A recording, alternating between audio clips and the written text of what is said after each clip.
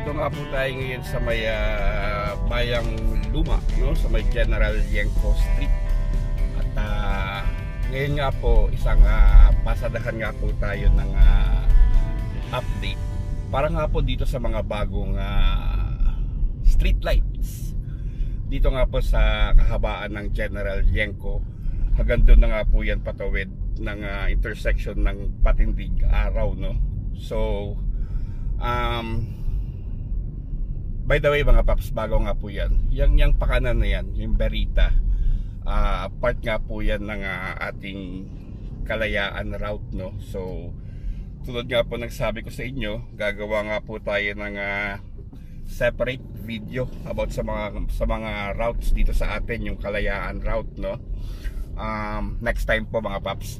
Sa ngayon po, yung mapapansin nyo nga, yung sa kanan natin, yan ay meron na nga po mga bagong poste ng ilaw dyan.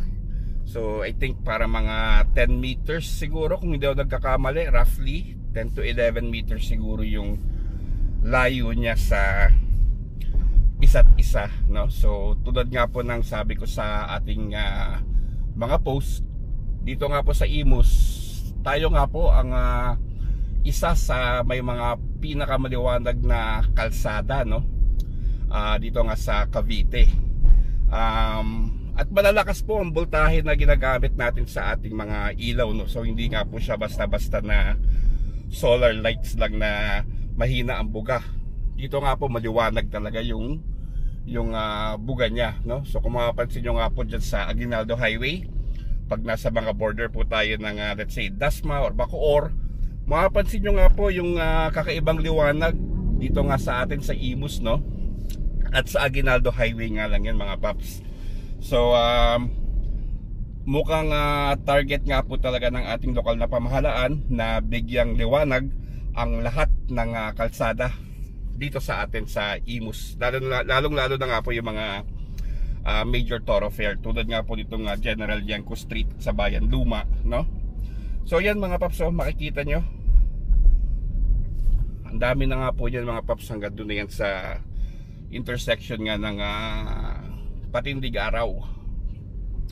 At doon nga rin po sa kantuhan na yon ay doon nga rin po yung malapit na rin buksan na bagong Kalayaan route, no? Na palabas naman ng Aguinaldo Highway. Yun nga po yung sa may Houseland subdivision, no? So ayan, no? Hindi pa natin to na dadaanan pag gabi. Hayaan nyo mga paps, subukan natin dumaan dito. Check natin kung napailaw na ba yan, no? Kasi sa ngayon hindi natin sure. Hindi ko pa sure kung buhay na nga po ba yung ilaw na yan. At yung nasa kaliwang banda naman, yan existing na yan mga paps. Matagal na yung ilaw na yan sa kaliwang side naman ng kalsada. Yung mga bago po ay andito nga po sa gawing kanan. At napansin ko rin mga paps dyan sa may tawag dito sa may Palanas, no? Sa may Patindig Araw ay meron na rin mga poste na itinatayo at mukhang lalagyan na nga rin po doon ng street light, no? So tulad nga po na sabi ko, yung mga major thoroughfare natin dito ay pinapaliwanag na nga po ng ating lokal na pamahalaan. Ngayon medyo para may traffic sa harapan, para may ano ba yan, ambulansya ba yan? At dahil na rin siguro ngayon ay alas 12, so labasan ng estudyante, so baka mahaba-habang traffic nga po to, no? Dahil labasan na nga po ng high school dyan sa Imus at yung mga katabing eskwelahan niya pa.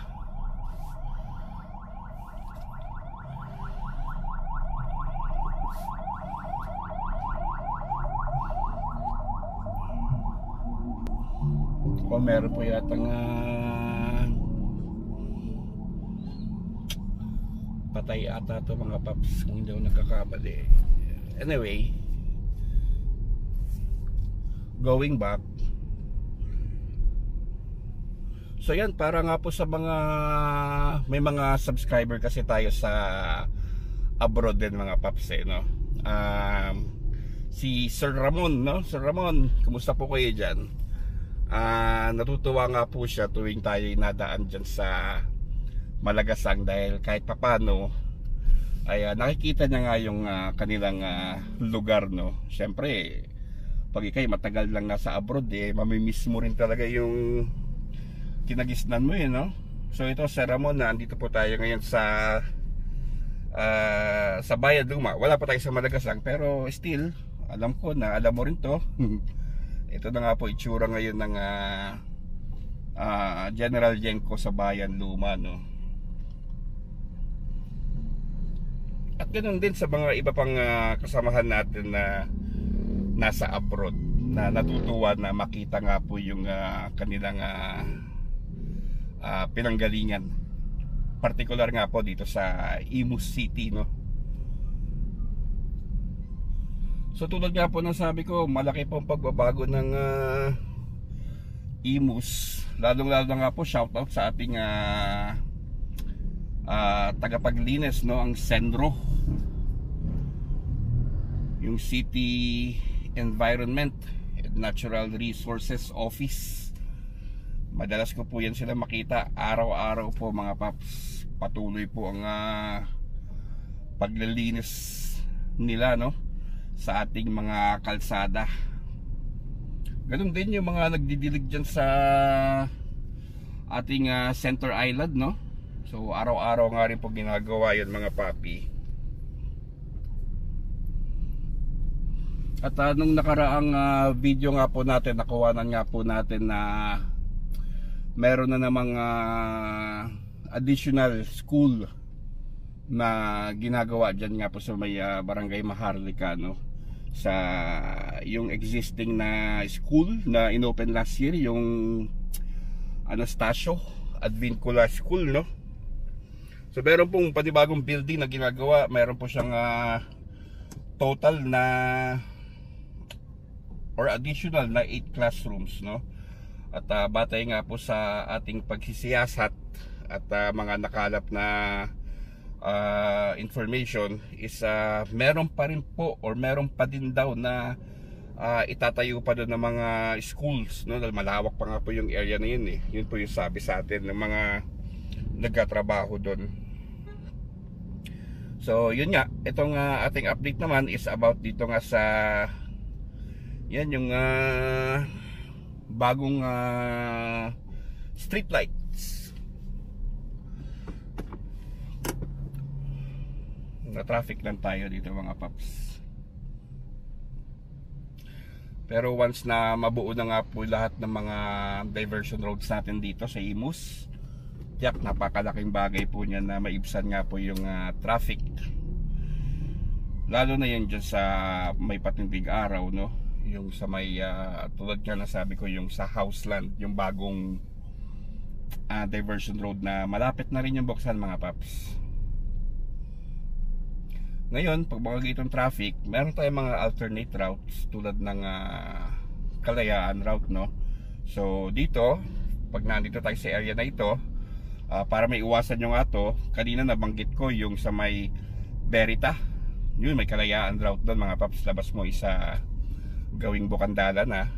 Dito rin meron pa isang subdivision, 3 lane naman yun, 3 lane subdivision. Labas mo rin, ipalabas ka na ng Bukandala 3-1, tsaka sa yan sa Nia Road, no, Karsadang Bago. Maaari nyo nga rin po gamitin yun pag mga ganitong sitwasyon dito sa ating mga major thoroughfare, no. So malaking bagay mga paps yung ating Kalayaan route. Ngayon na siguro dahil nagugunit ako na traffic na dyan sa patindig araw dahil nga labasan ng mga estudyante, gagamit po ako ng Kalayaan route dyan banda sa may 3 lane, no. Ngayon kung gusto nyo naman bumalik sa Aguinaldo Highway, meron din yung Plaridel. Yan, part din ng Kalayaan route yun. Diretso na kayo ng Aguinaldo Highway.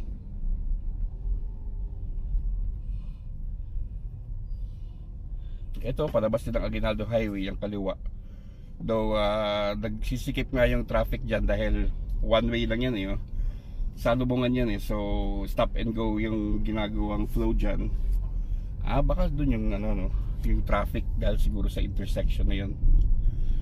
Marami rin kasi nagamit ng kalsada na yun eh. But going back, ngayong taon nga po 2025 ay makakaasa nga po kayo na marami pa mabuksan na mga bagong kalsada, no? Hopefully mga paps, no? Let's hope. Tulad nung malagas ang flyover, no? Hinabol talaga bago matapos yung taon. So sa ngayon, service road na nga lang po yung ginagawa doon. At ito nakikita nyo naman po na sa taas yung tao nagkakabit ng ilaw.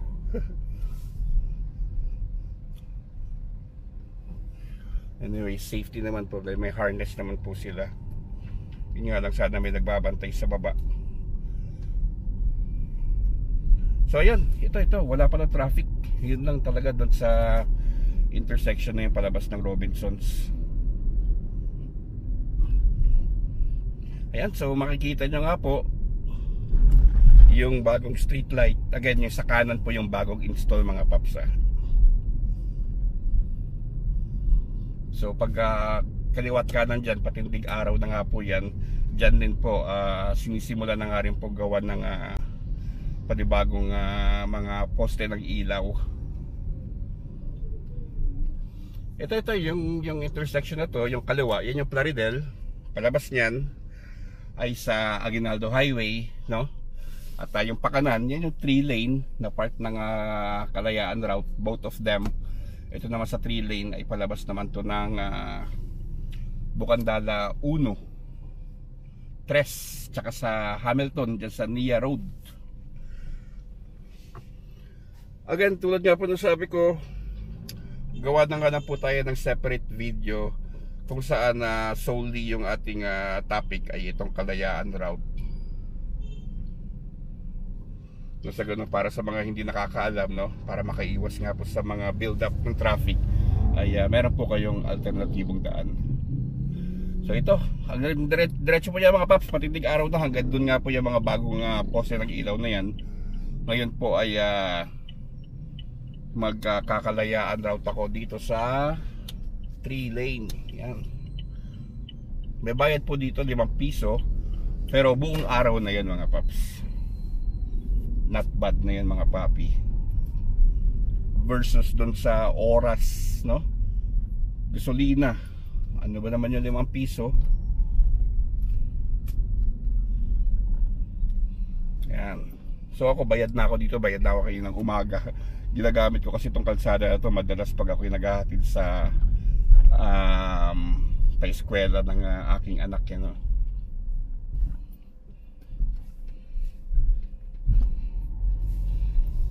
So yun lang mga paps, sabi ka sa inyo, mabilisang pasadahan nga lang po sa Bayan Luma or dyan sa General Yanko Street para nga po sa bagong poste ng ilaw natin dito sa Imus. At papasadahan nga po natin yan balang araw sa gabi, na sa ganun makita nga po natin yung buga or yung buga ng liwanag niya, no, sa ilaw niya. So sana nga po nag-enjoy kayo dito sa ating konting update, ganun din yung konting kwentuhan. Hanggang sa susunod po mga paps, at maraming salamat po.